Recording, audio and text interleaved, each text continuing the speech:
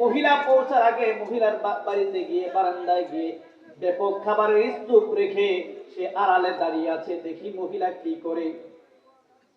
মহিলা বাড়িতে আসলেন, বারান্দার দিকে লক্ষ্য করলেন, আরে বারান্দায় তো খাবারের স্তূপ দেখা যায়, বারান্দায় ব্যাপক খাবারের স্তূপ দেখা যায়।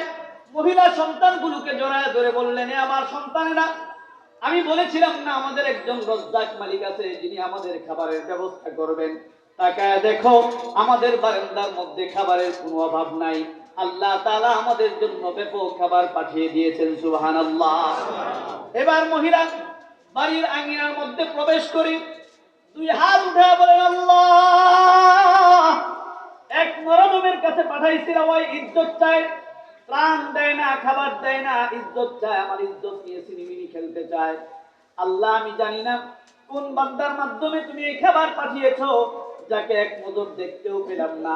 মালিক, যার মাধ্যমে তুমি খাবার পাঠিয়েছো, আমি দোয়া করি ওই ব্যক্তিকে পরকালে জাহান্নামের আগুনে পোড়াবা দূরের কথা, দুনিয়ার আগুনও যেন তাকে স্পর্শ না করে। সুবহানাল্লাহ। এই যুবক বলে, এই দোয়া আমি শুনেছি। সুবহানাল্লাহ বলে। সুবহানাল্লাহ বলে, এই মহিলার দোয়ার পর থেকে আমার হাতের মধ্যে আর কোনোদিন আগুন আমাকে স্পর্শ করে নাই। আমার ভাইয়েরা, ঘটনা বলার উদ্দেশ্য হলো, মহিলার হৃদয়ে কার ভয় ছিল? আল্লাহর। রিজিকের ব্যবস্থা কে করেছেন? আল্লাহ বলেছেন, ওয়ায়ারযুকহু মিন হাইতু লা ইয়াহতাসিব।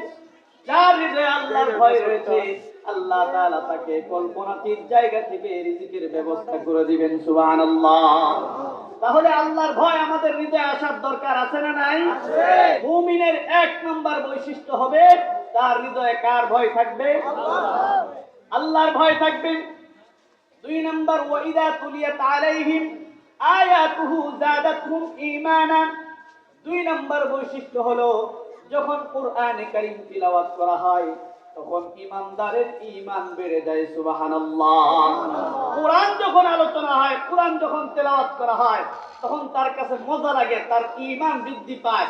এটা হলো খাঁটি ঈমানদারের লক্ষণ, ঠিক কি না? আমাদের মধ্যে এই বৈশিষ্ট্য আসার দরকার আছে না?